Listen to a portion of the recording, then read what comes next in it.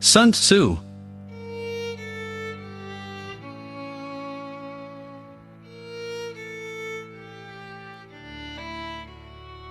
Ponder and deliberate before you make a move.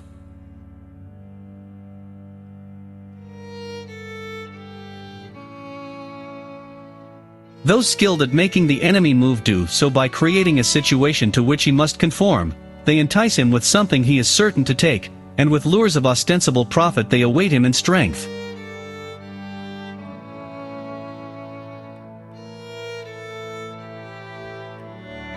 Rewards for good service should not be deferred a single day.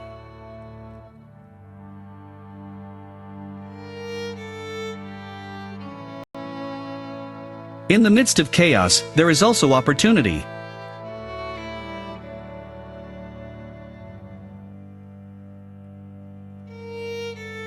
If your opponent is temperamental, seek to irritate him.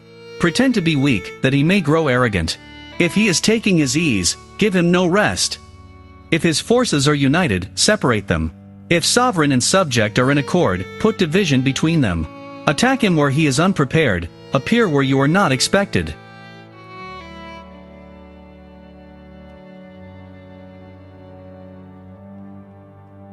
Be extremely subtle even to the point of formlessness. Be extremely mysterious even to the point of soundlessness. Thereby you can be the director of the opponent's fate.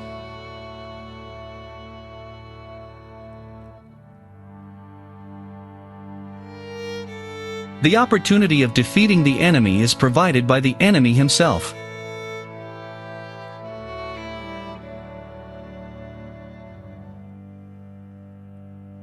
If there is disturbance in the camp, the general's authority is weak.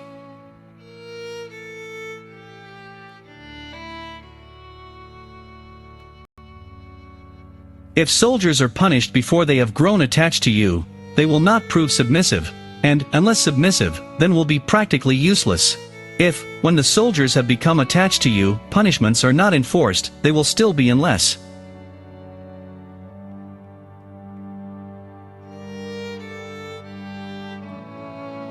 Hence the general is skillful in attack whose opponent does not know what to defend, and he is skillful in defense whose opponent does not know what to attack.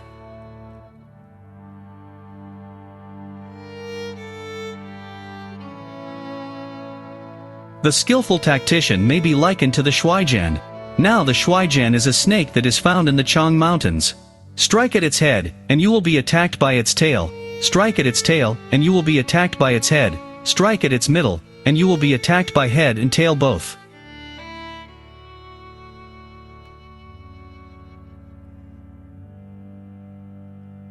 Attack is the secret of defense. Defense is the planning of an attack.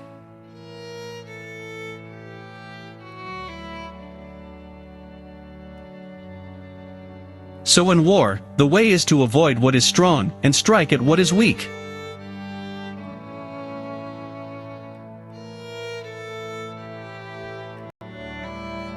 If you know the enemy and know yourself, you need not fear the result of 100 battles. If you know yourself but not the enemy, for every victory gained you will also suffer a defeat. If you know neither the enemy nor yourself, you will succumb in every battle.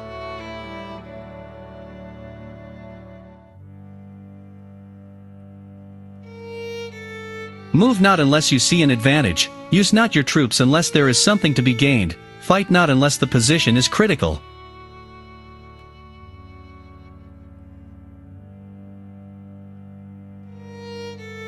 There is no instance of a nation benefiting from prolonged warfare.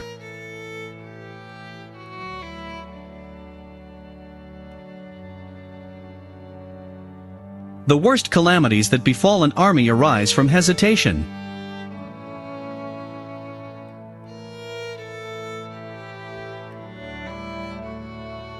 Great results can be achieved with small forces.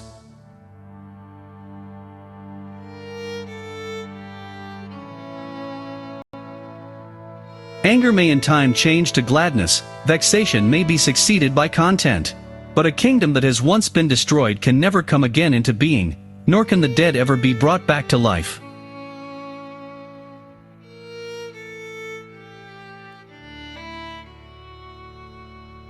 Treat your men as you would your own beloved sons. and they will follow you into the deepest valley.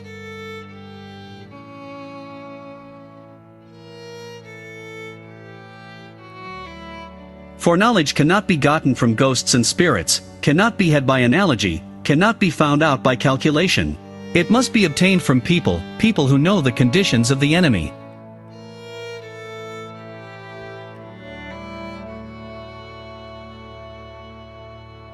He will win who knows when to fight and when not to fight.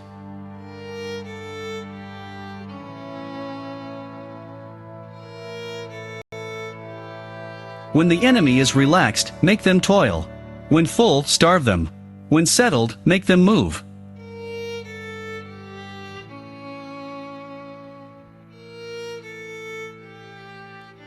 One may know how to conquer without being able to do it.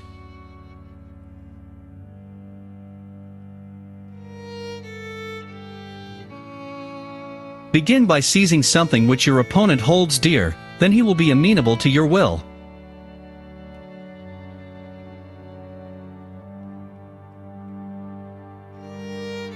If his forces are united, separate them.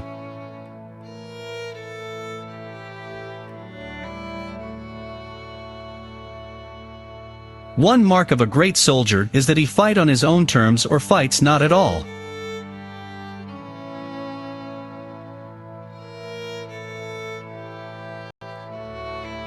Be where your enemy is not.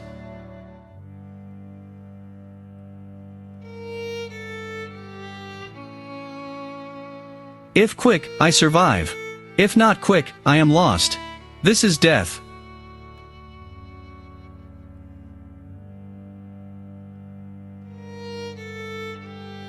The whole secret lies in confusing the enemy, so that he cannot fathom our real intent.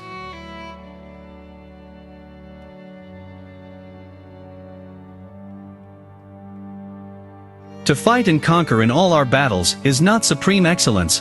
Supreme excellence consists in breaking the enemy's resistance without fighting.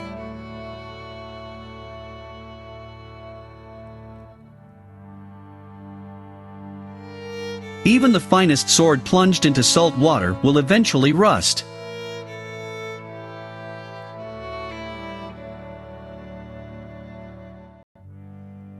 He who is prudent and lies in wait for an enemy who is not, will be victorious.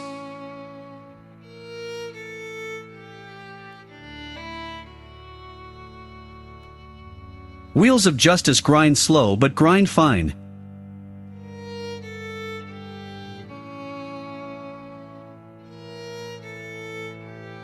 The art of war is of vital importance to the state. It is a matter of life and death, a road either to safety or to ruin. Hence it is a subject of inquiry which can on no account be neglected.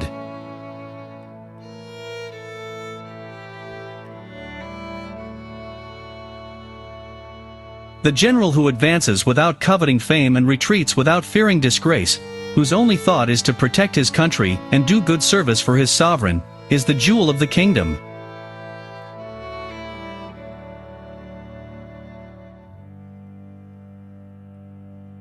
When one treats people with benevolence, justice, and righteousness, and reposes confidence in them, the army will be united in mind and all will be happy to serve their leaders.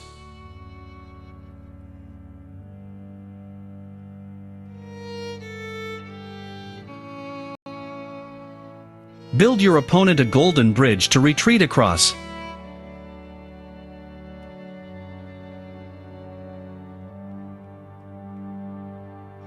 If words of command are not clear and distinct, if orders are not thoroughly understood, then the general is to blame. But, if orders are clear and the soldiers nevertheless disobey, then it is the fault of their officers.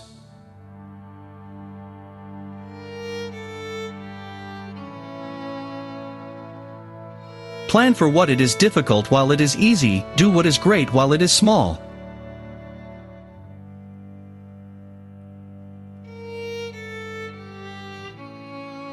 There are not more than 5 musical notes, yet the combinations of these 5 give rise to more melodies than can ever be heard. There are not more than 5 primary colors, yet in combination they produce more hues than can ever been seen. There are not more than 5 cardinal tastes, yet combinations of them yield more flavors than can ever be tasted.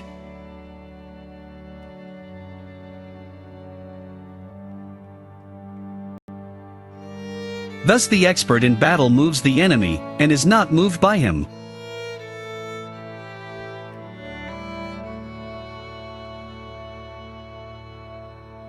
Bravery without forethought causes a man to fight blindly and desperately like a mad bull. Such an opponent must not be encountered with brute force, but may be lured into an ambush and slain.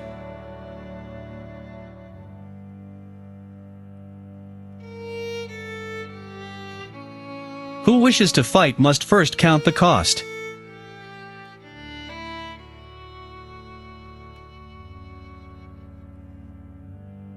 Never venture, never win.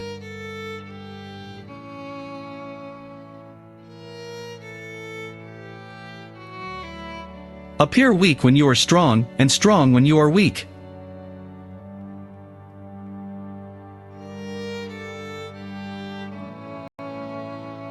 The wise warrior avoids the battle.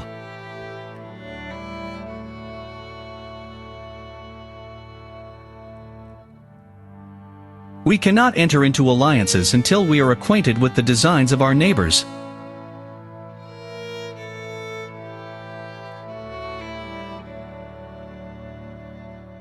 It is easy to love your friend, but sometimes the hardest lesson to learn is to love your enemy.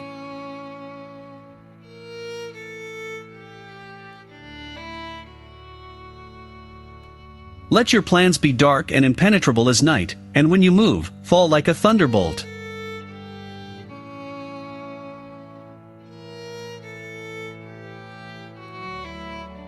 There are roads which must not be followed, armies which must not be attacked, towns which must not be besieged, positions which must not be contested, commands of the sovereign which must not be obeyed.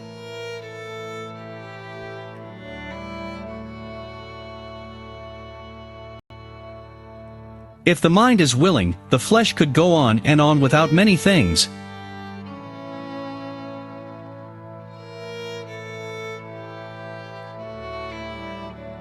When your army has crossed the border, you should burn your boats and bridges, in order to make it clear to everybody that you have no hankering after home.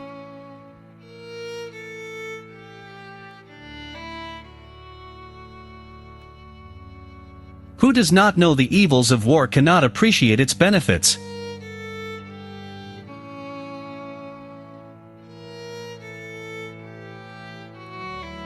The supreme art of war is to subdue the enemy without fighting.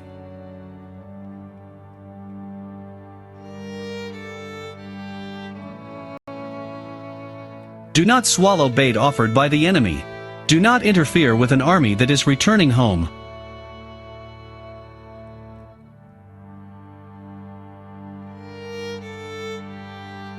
Energy may be likened to the bending of a crossbow, decision to the releasing of a trigger.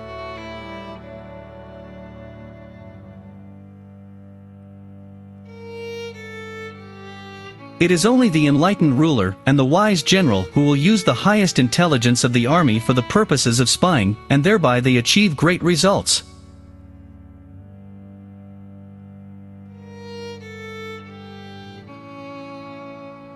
To win 100 victories in 100 battles is not the acme of skill. To subdue the enemy without fighting is the acme of skill.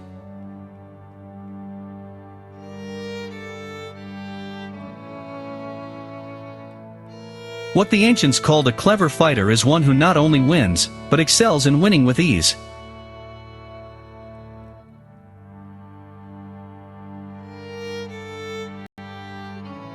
Victorious warriors win first and then go to war, while defeated warriors go to war first and then seek to win.